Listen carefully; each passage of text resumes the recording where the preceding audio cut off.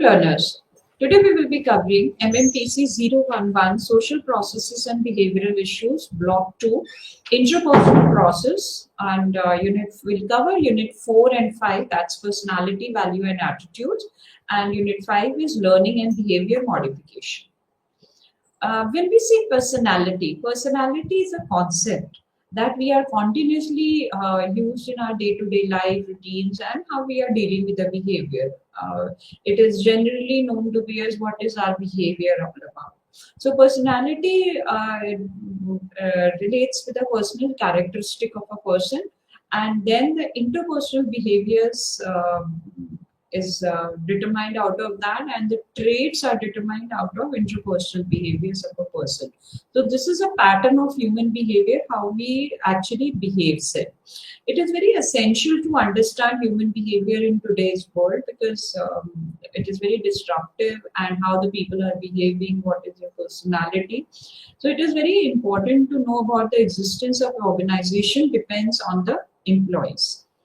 The behavior, when we say behavior, it is another term which is directly relates with the personality. It is a response. It is an observed behavior, whether directly or indirectly. The behavior, when we say direct observation, it is a response of people who work in an environment, whereas the indirect observation is when the decision-making processes and the attitudes in terms of results and how people describe verbally. So the direct observation is the direct response of people, and indirect observation is how they are behaving and how what is their attitudes, how whether it is good or bad. So this is an indirect observation of the action. So behavior at organization setup is essential for managers to understand the behavior of the team, or it is not only about managers, it is also for the very important at the workplace. When we are talking to the managers, because they are managing the team of people and they have to really manage the behavior of those people, that particular team. The managers are constantly dealing with people, dealing with teams, interacting with them in terms of communication regarding day-to-day activities, or maybe the work assigned to them. The values are so embedded that it can be inferred from people's behavior and their expressed attitude. But values are the strong face of people. What may appear to be strange behavior as an employee can make sense if managers understand the values underlying that behavior. So the values are basically the in-depth behavior, or it can be inferred from people's behavior. So Alport in 1951 gave 6 values of human behavior. First is theoretical. Theoretical values are those values where the person places high performance on the discovery of truth through critical and rational approach. Economic values emphasize on useful and practical. Aesthetic values are places the highest value in form and harmony. The social values are the highest value given to the love of people. Political values are those values where it is places and emphasizes on acquisition of power and influence. The religious values are concerned with unity of experience and understanding of the cosmos as a whole. The values, when we bifurcate, these are mainly individual, socio-cultural, and organizational values. Values are expressed in terms of attitudes, which in turn provide direction to one's responses. For example, a professor who believes strongly in the work ethics will tend to exhibit certain attitudes towards students and method of studies as mean of reflecting this value. So values can be individual, it can be socio-cultural, or maybe the people who are working in with specific society or specific background, And values can also be organizational, that is at the how they are behaving and what is the attitude of a person, at the workplace.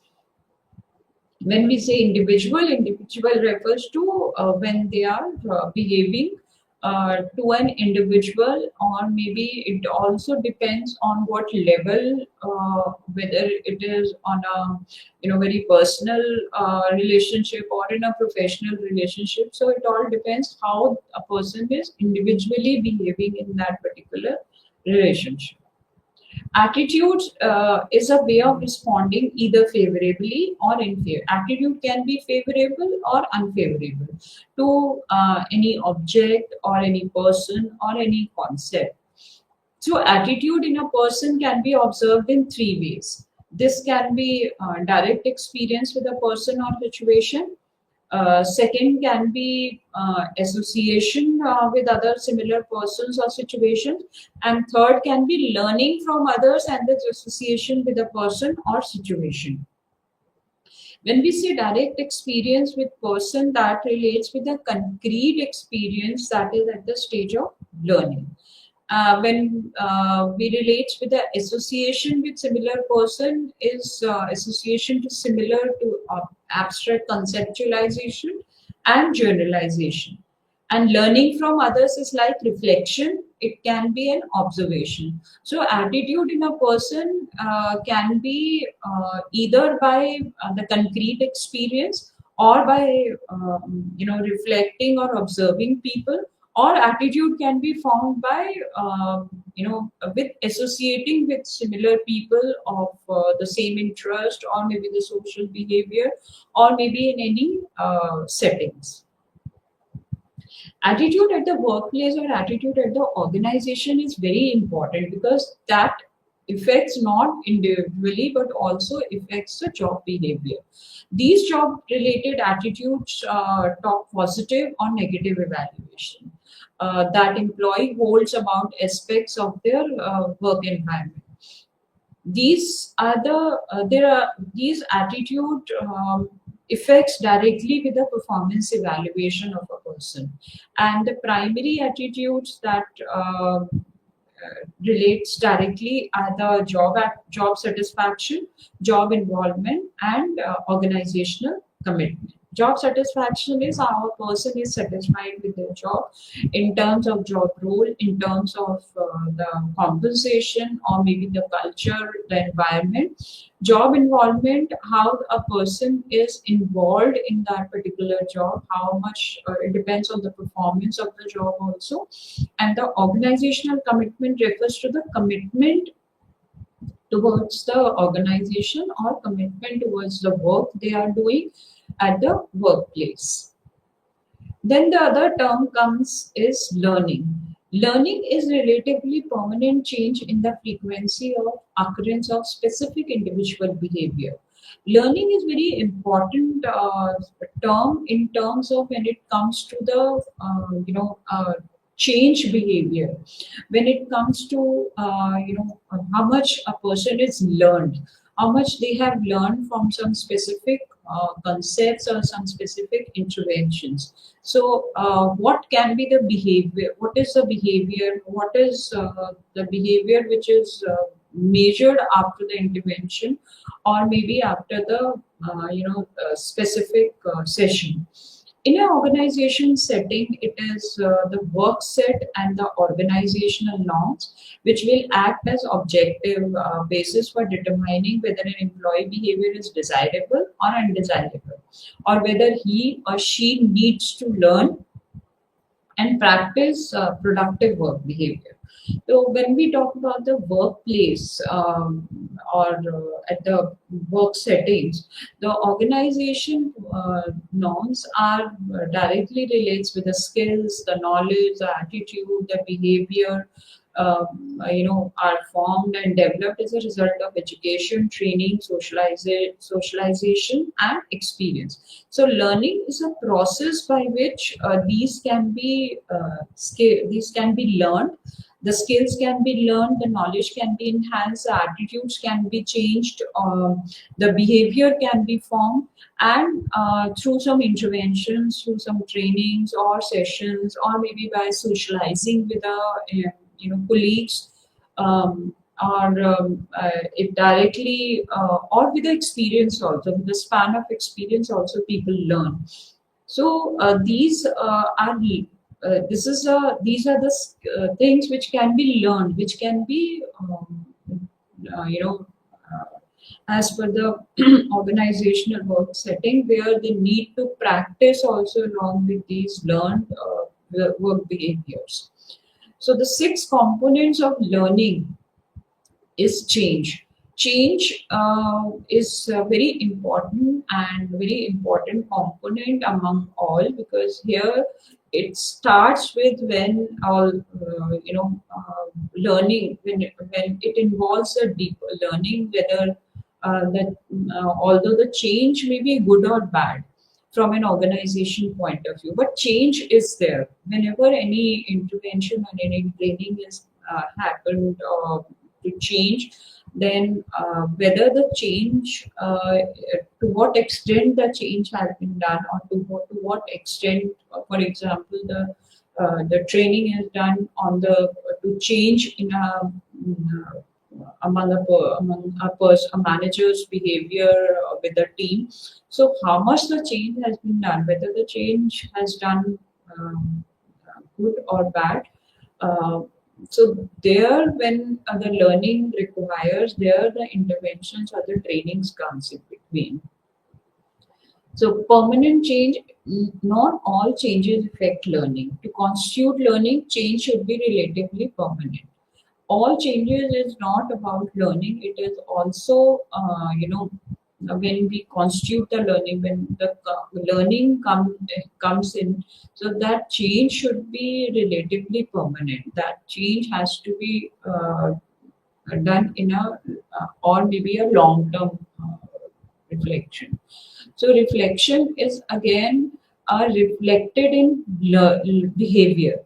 So learning is a reflected in behavior, a change in an individual's thought process or attitudes, not accompanied by behavior. So there is no learning. For example, a manager is trained or has the trained to handle the team. If they cannot be, if a manager that manager cannot be able to handle the team in a productive way, or maybe in a very they cannot be able to bind the team together. So it means there is no change, that the result is no change. So it is said to be as there is no learning, that through that training intervention or maybe that particular session. The result of change is another very important component, because here the result of the experience of that learning, or maybe the practicing or the training, that needs to occur. If that is not there, then it is said that there is no learning. Reinforcement is practice or experience must be reinforced in order for learning to occur. So if reinforcement does not accompany the practice or experience, the behavior eventually disappears. Learning is a continuous process. It is throughout one's life. It is seen that the people who are who are continuing learning or a lifelong learning, they have certain changes in their behavior, and they can be able to cope up with the situations which is happening, or maybe due to technological advances, or maybe any disruptions happen. So whenever it's not only learning is required when there is required for some change or maybe enhancement, but it is a continuous process where a person can learn. There are different ways of learning as well, and that depends on the situation, that depends on the content, how they wanted to learn. And they should have, whether the important is whether they have that learning behavior or not. So these are the six components. There are certain learning theories which I have given. First is classical conditioning theory.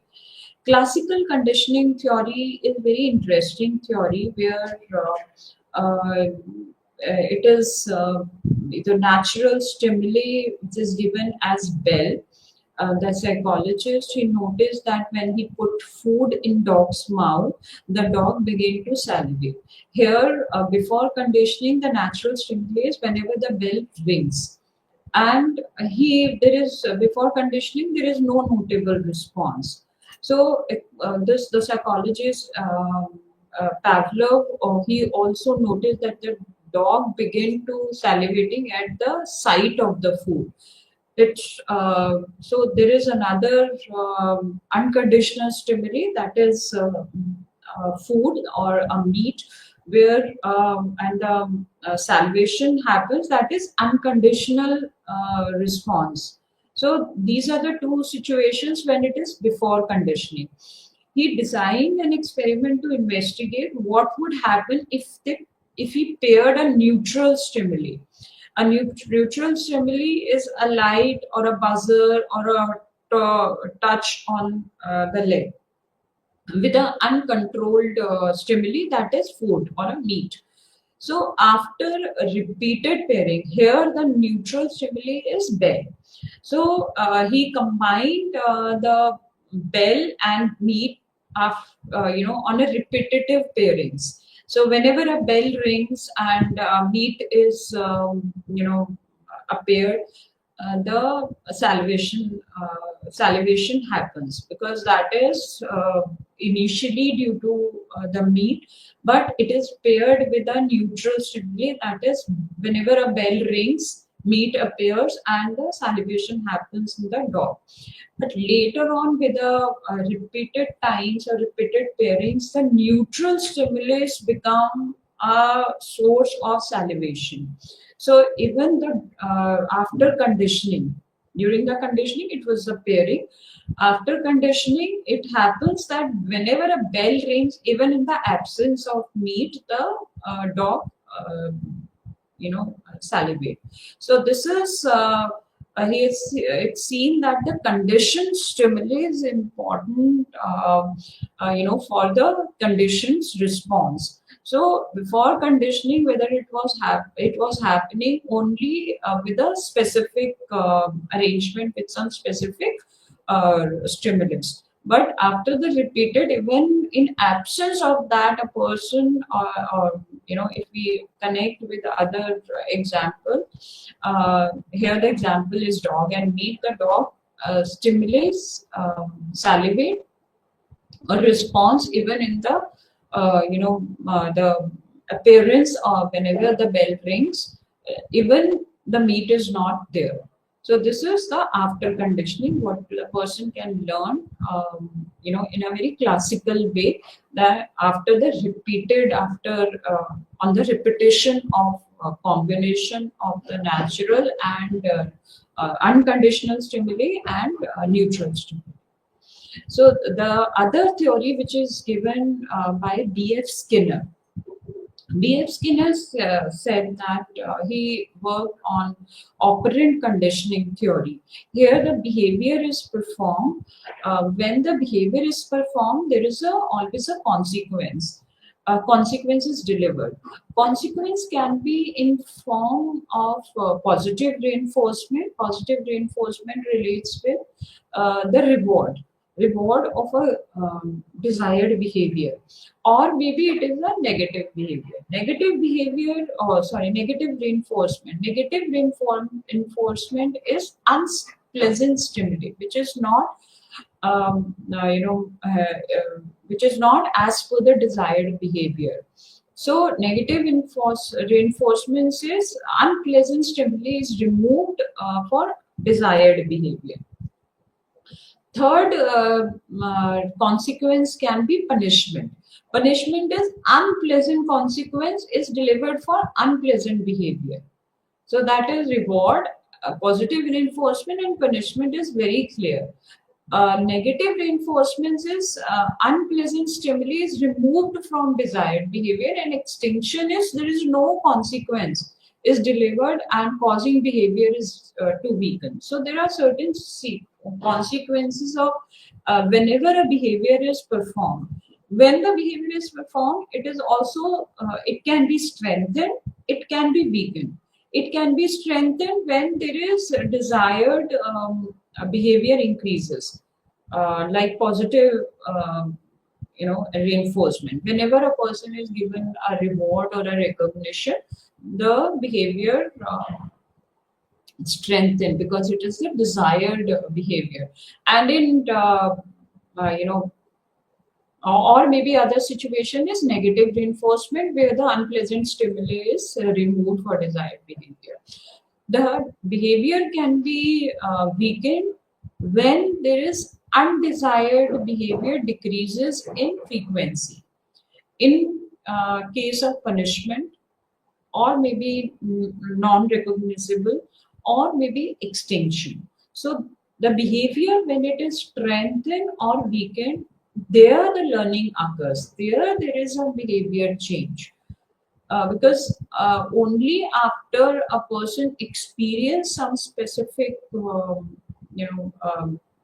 behavior, whether it is desired or not desired, there the learning occurs. So overall, the learning is directly, or it is an effect of behavior change. Whenever there is a change in behavior, there is a learning. So BF Skinner emphasize on operant conditioning. Operant conditioning is here when the conditioning is there, when there is conditioning on some specific situations or the consequences are there. There the learning happens. So this is the learning theory, which is operant conditioning theory. Another theory given by Albert Bandura, a social cognitive theory. Social cognitive theory, he said that people learn new behaviors in social situations. Whenever people interact with each other, whenever they watch each other, when they observe each other, when they imitate the behaviors. They learn from people's behavior. So why people why people behave while facing the same situation? They have certain dimensions for that. First is symbolizing. Symbolizing is one very important, where they act as a symbols. Forethought, vicarious learning, self-control, and self-efficacy. So basically, human resource trainers have been using these social cognitive theory in form of programs as a training sessions. They offer the same organization as to instill team spirit, develop leadership programs, leadership skills, improve an employee's self-efficacy, and bring about managerial effectiveness. So the overall, when we say self-efficacy, here the human resource trainers are, or the human resource or the L&D trainers are very specific on this dimension, because this is mainly used at the team management or the leadership roles. The others symbolizing forethought, vicarious learning, and self-control is more of the individual learning dimension of individual learning, where they adapt the behavior of other person, whether they start thinking like them or start behaving like them, imitate their behavior, or the very important is self-control, which is a very important dimension of social cognitive theory, where they have a self-control on some specific situation at the work setting, how to behave in that particular setting. If, for example, situation where the team is performing very low, a manager or a leader needs to be, very, should have self-control. If for example, instead of shouting at them, or pressurizing them to achieve the goals.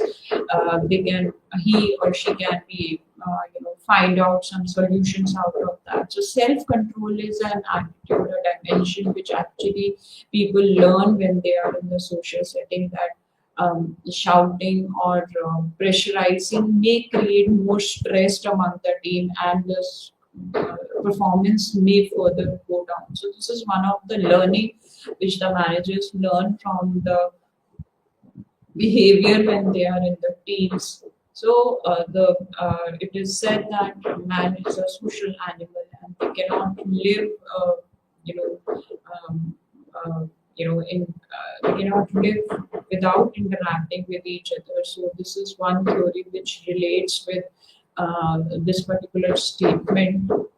Then there is reinforcement and learning. Reinforcement is a term which refers to the psychological process of motivating a person. Reinforcement is slightly different with motivation. Motivation is a fundamental psychological process, whereas the reinforcement will be any action that a person finds rewarding. There are few common reinforcement gestures. Could be a pat on the back, an increase in pay or day off, or a citations. So the reinforcement is above somehow to the motivation, which is more aligned with the learning, because here it involves with a how to motivate a person, because motivation is fundamental whether a person is motivated, but how a manager can motivate their team to perform as per the organizational objectives. So this how leads to a reinforcement, which refers to the psychological process of motivating a team. So the reinforcement comprises to the antecedent, a behavior, and a consequence. Antecedent is, for example, here it is the team, how a team has to be behaved, how manager behaves in a team, that they can be in a harmony, they align with the objective, they work towards the common goal, there should not be any conflict. That will the consequence. This is the behavior, this is the process which is going on, and the behavior can be how the team performed and what was the performance of team, whether good or bad. We are not getting into that, but it is a result of that behavior of a team. That is reinforcement and learning.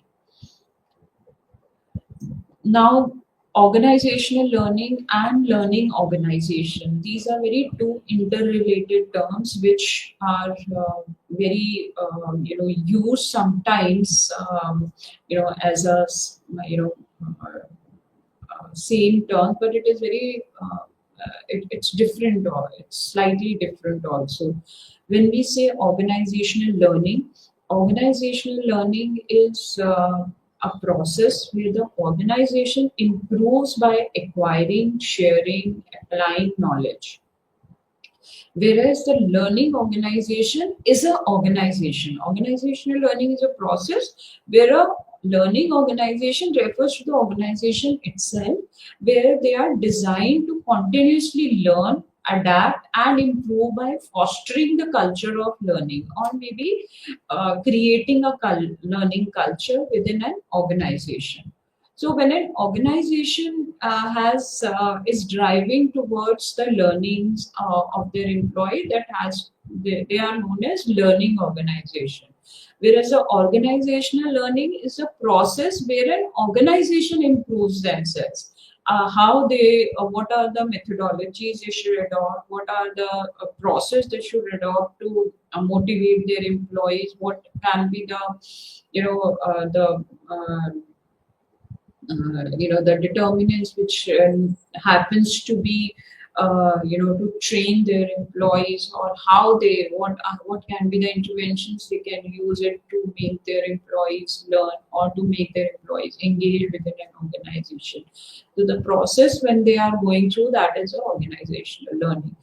The organizational learning focuses more on the process within the organization, whereas learning organization have a focus on creating a culture, creating a system where they can encourage and the continuous learning.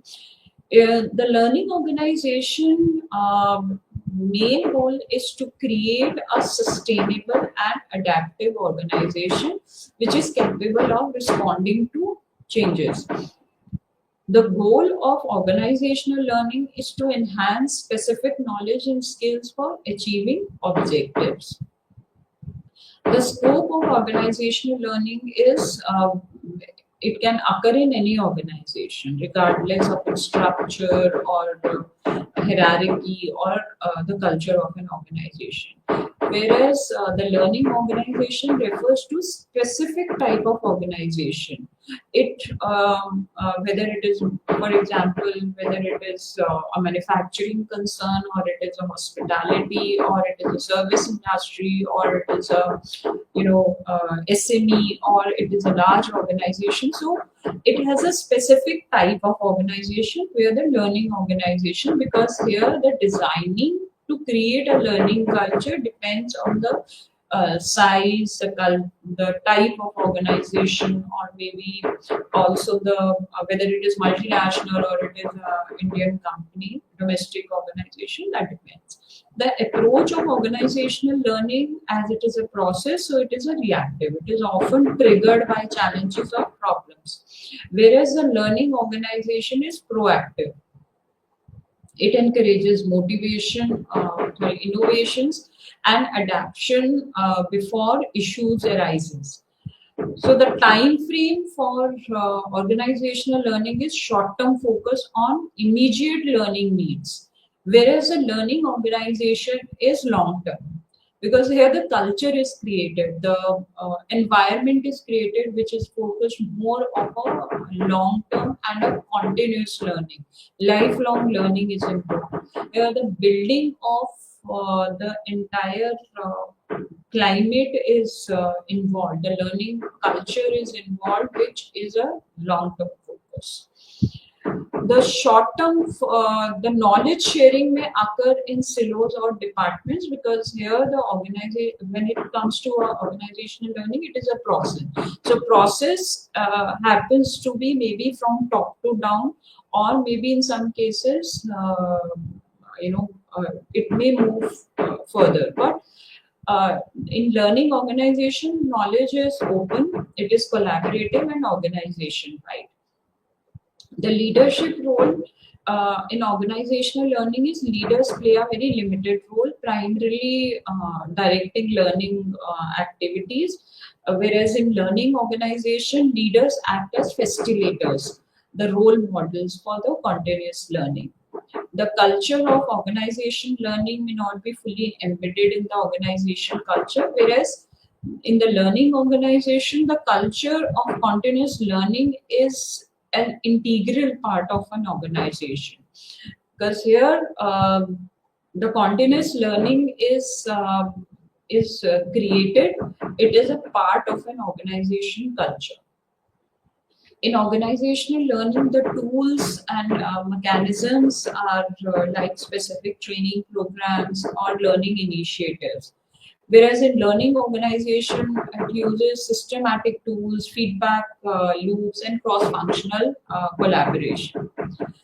The innovation in organizational learning may or may not foster innovation, whereas in learning organization, it actively fosters innovation and creative problem solving.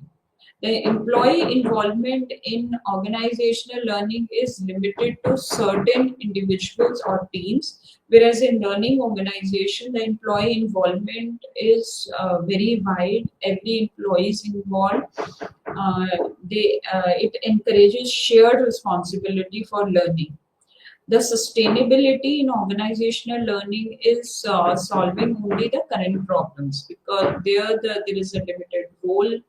The learning, the knowledge sharing, or the tools which are used on some specific training interventions and all, are it is more focused on improving the existing process. Whereas in a learning organization aims to create a self-sustaining system of growth and adaptation. So innovations are there, adaptation is there, change is happens to be in learning organization. Whereas in organizational learning, when there is a change model, that the process of change model happens to be in organization learning. Whereas in learning organization, the change happens with the involvement of an employees.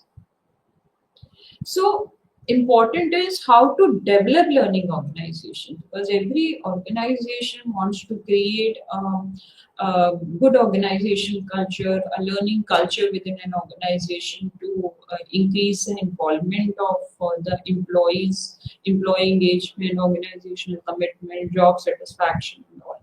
But how to develop the learning organization, this is very important to know. Here the leaders play a very important role, because they create the opportunities for learning. Sometimes there is the top management, and the strategic move is very important to create that culture within an organization to be as a continuous learning culture. Second, they must foster desirable norms and behaviors. So encouraging the specific behavior and specific norms is very important. Third, the leaders must personally lead to process of discussion. They raise questions or listen attentively and even provide the feedback. The feedback has to be here very constructive, where you know uh, the discussion should move towards the betterment, and to move towards the to happens to be in a a good to create a good organization culture.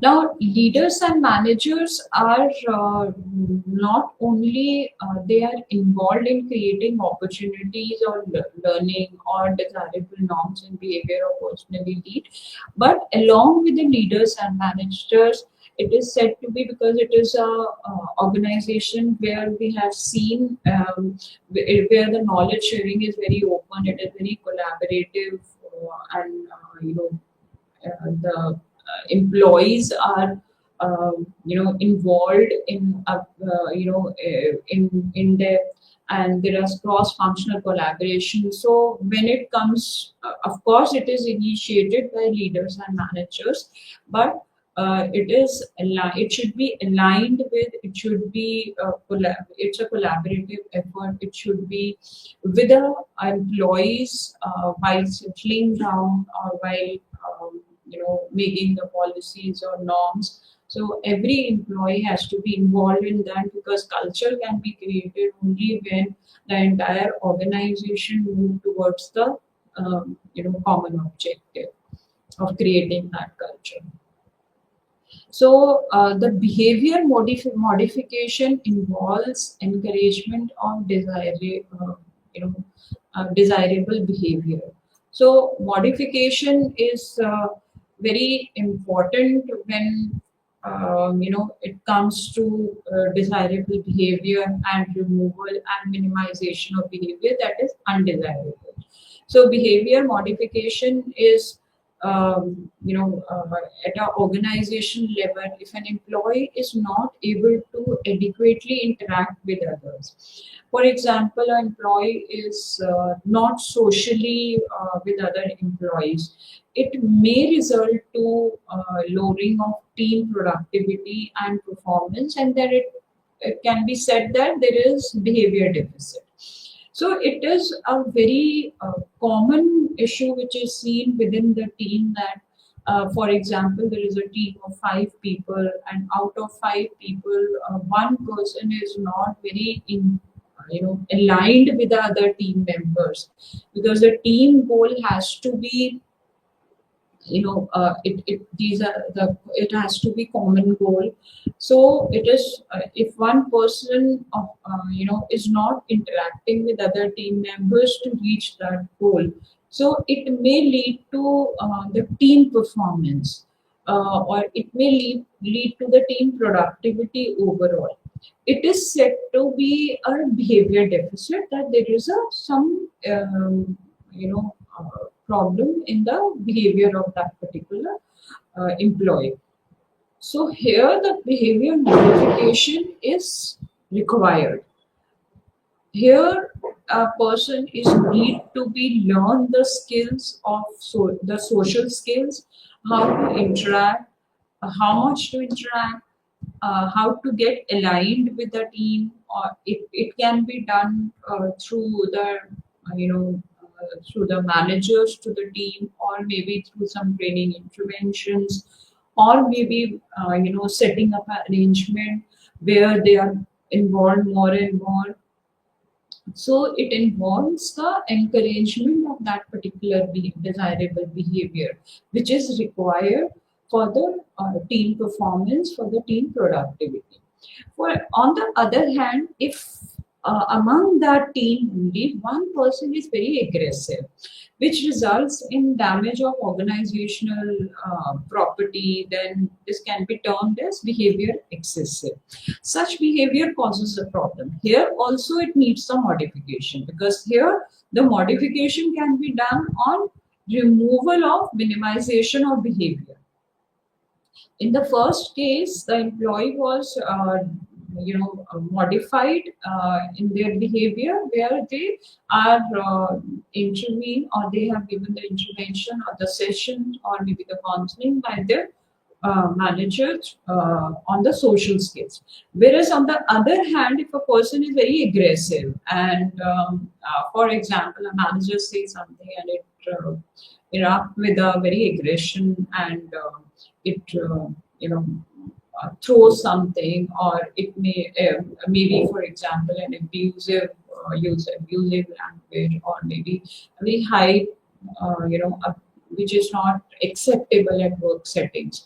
There also the modification of behavior is required, where that particular attitude, that particular behavior needs to be removed from that particular the person's behavior, and because that behavior is turned to be as behavior excessive. Whereas when they are on the low, when they are not performing, when they are not interacting, that is behavior deficit. So in both the cases, modifications is required. In first case, it is addition of the desirable behavior, and in other case where the employee is very aggressive, there is a removal of minimization, that they need to minimize on that behavior. For example, a person is communicating at a very loud voice at the work setting, which is not acceptable, which may disturb the other employees also. So there need to be change in their behavior. They need to be modify their behavior, that they can keep their volume low, so that anybody should not be disturbed, or maybe if that behavior causes a problem, there it need to be modified. So here the modification refers to in both cases, whether in case of high or in case of lows. So there are 5 principles which was given by Rao in 2003 on the behavior modification. First, very important is human behavior, which is mainly learned, except in case of maturation process. It is possible to modify it. First, very main important thing is, as a human behavior, which is whether it is, first need to identify whether it is possible to modify it or not. If it is need to be modified, and if one is it's need to be modified, but whether it is possible to modify that behavior or not, that is needs to be understood. Second is behavior can be changed based on changes in environment. For example, a person is not very aligned with the team members due to any reason, any specific reason. The behavior can be changed by even changing the team. Maybe going to other team, a person who was not talking to, or maybe seems to be lack of social skills, they are aligned with, because there he have his own friends whom he is very comfortable with. So changing a team or changing environment may also can change in the behavior modification also. The third principle is principle of social learning, can be effectively used to change or modify behavior. For example, modeling can be used to effectively change behavior, as done in various advertisements. So behavior modification can be done very effectively through social learning, where they can learn from the society, from the social settings, how the other person is behaving, how the manager, for example, in a team, how the manager is behaving. They behave in the same manner, they behave in the same way as they did it. Maybe they are demonstrating, or for example, a sales manager goes along with a sales executive for some specific sales call, how they pitch, how they give the product demonstration, how they really take the objections. So this can be learned by social learning through modeling, how the manager is behaving. So similarly, the team members can also be learned. The behavior can be changed. The behavior change can be an indicator of effectiveness of counseling or behavior modification process. So the behavior change is whenever there is a change in a behavior, whenever there is a change in some person, it can be indicator of effectiveness of counseling. That it can be, for example, can be a consequence of the counseling or the behavior modification principle processes. Whatever process they follow, whether it is through counseling or through trainings or through therapy, or through warning them not to use that, for example, in aggression, or aggressive communication and all. So the warnings can also be used as a behavior modification tool, where they are warned not to use the same language with the other team members, which may harm the dignity and the environment of an organization. So this change is an indicator. The fifth and the most important principle is the counseling or the behavior modification technique. The techniques which are used need to be based on the needs of individuals whose behavior is to be modified. So what technique is used, and what whether it is used in that is required, that should be need based, that should be based on an individuals, that should be need to identify which counseling or behavior modification technique is used, the counselors are using, the managers are using. That depends on the behavior of the person, the kind of behavior they have, the kind of personality they have. So it has to be individual based also, because here the behavior is modified on the individual level only. So that is very important on the part of the technique selection. So overall, when the behavior modification process moves on, there are certain steps which helps in creating the entire process. First is setting the goal. What needs to be modified?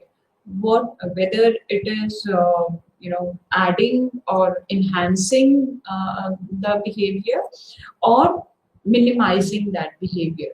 For example, a person is not for example, behavior the goal is to about the communication, whether the communication needs to be integrate with a person to enhance their communication skill, or to minimize the unwanted or undesirable or unacceptable behavior out of that. Then it is behavior assessment. What is the behavior? What is the frequency of that behavior? You know, what was need to identify what was the duration of that behavior, what was the gap a person takes, or what is the time frame of that behavior when they really behave in that particular manner. Or whenever, for example, as I gave an example of aggressive behavior, whether person get aggressive uh, at the workplace when the manager talks to them, or some specific, or he or she is aggressive by nature, he or she gets aggressive um, only with everyone, the kind, or maybe they need to work only on their behavior or their articulation skills. So that needs to be identified first during the behavioral assessment. On what grounds they get aggressive? What is the duration of aggression that is visible to everyone? What was the intensity of that aggression? That needs to be assessed, because on the basis of that only the intervention can be designed. The counseling sessions or the intervention sessions can be, number of counseling sessions can also be designed as per the intensity or the frequency. The intervention of techniques that can be used for specified, that are very specified, because here the behavior modification is on individual level. The behavior modification is on individual personality, on individual attitudes. So that intervention or the technique, whatever is to be used, that is on a behavior that has to be on an individual level, has to be on a need based level. Analysis need to be done. Then finally is evaluation and follow. The evaluation and follow-up refers to the post assessment on the behavior, and it also involves the feedback. Our post evaluation, what was the feedback, what needs to be done in future, and the follow up is very much required. So there, the specified duration of the follow up is also need to be identified. Maybe within a month or 2 months or within a quarter. So it depends on the intensity of the which of the behavior need to be modified. So there the follow-up is required. Maybe if the intensity is very low, the follow-up sessions can be 1 or 2, or in case intensity is very high, maybe a person is very aggressive and use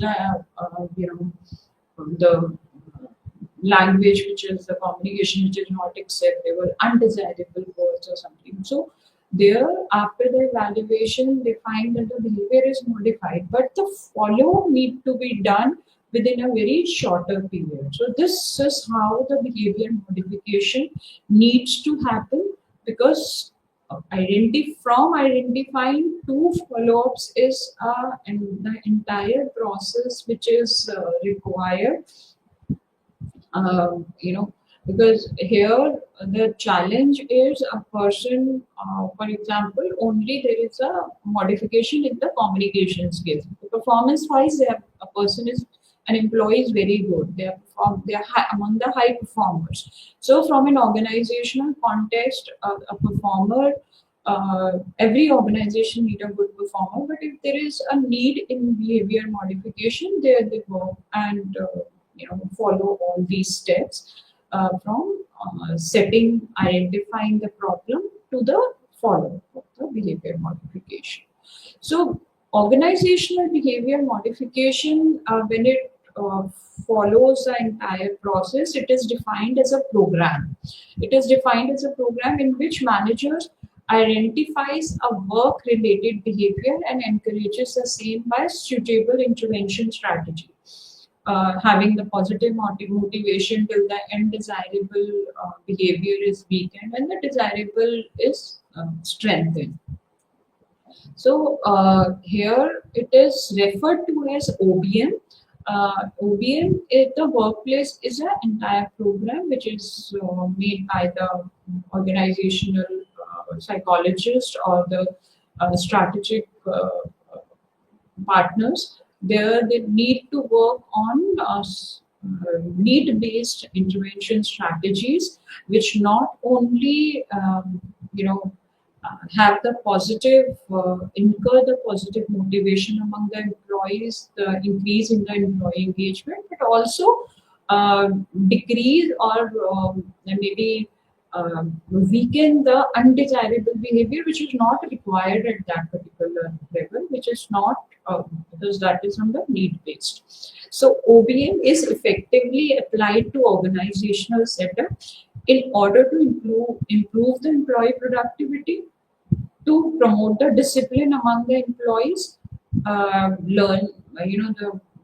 ensure the enhance and safety related behavior of employees, development of training programs, and employee self management. Because here, when we are talking about the behavior is of modification is required at individual level. So self awareness and self motivation strategies can be applied, or the employees can be trained on self awareness programs that can be developed through the training, specified training programs or training sessions, and also which not only enhance the employee productivity, employee engagement, organizational commitment, it also leads to the job satisfaction, job behavior among the employees within a team or within the organization.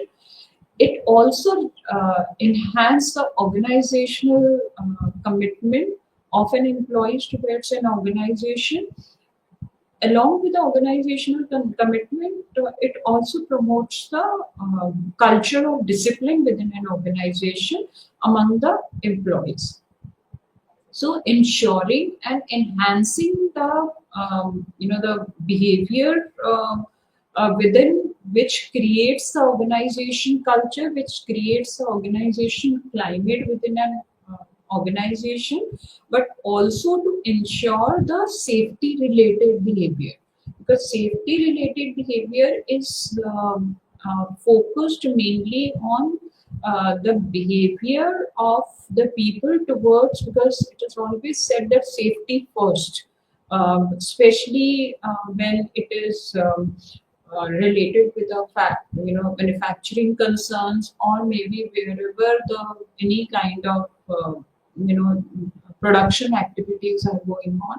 So safety behavior is very important, in terms of technical, but in terms of behavioral skills, where they need to understand if the modification is required to enhance the safety of the other employees also. So overall, we have understand the personality and behavior. We have done the 6 values given by Alpert. Behavior at organizational setup, why it is important. Concept of learning, we have learned about 3 main theories that was given by Pavlov.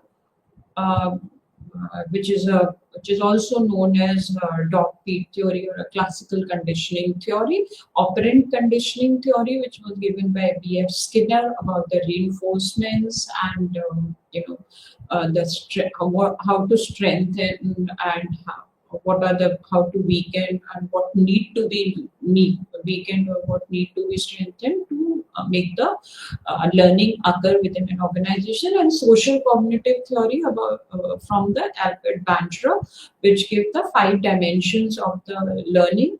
We also uh, understand about the conceptual understanding of an attitude, where the attitude is the it is comes with a behavior. It is a consequence of a behavior of an employees. We also learned about the learning organization and organization learning, where it is said to be as organization learning is a process, whereas learning organization is a organization where it is everybody is involved, everybody is aligned, and they continuously learn, adapt and improve by fostering the learning culture. Learning organization is long term, whereas organization learning focuses on short term and specific need interventions are required at that level. So we also learned about 6 components of learning: the behavior modification, how the behavior modification is required, behavior modification, why it is required.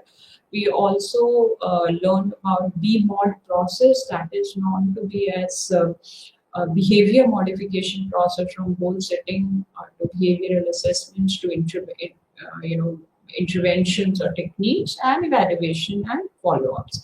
And finally, organization behavior modification, which is known to be as a program within an organization to encourage the suitable desirable behavior and to remove the undesirable behavior at the work settings, to strengthen the relationship among the employees, among them and between the employees and organization. So overall, this is the basic understanding of personality and behavior. Thank you so much. Namaste.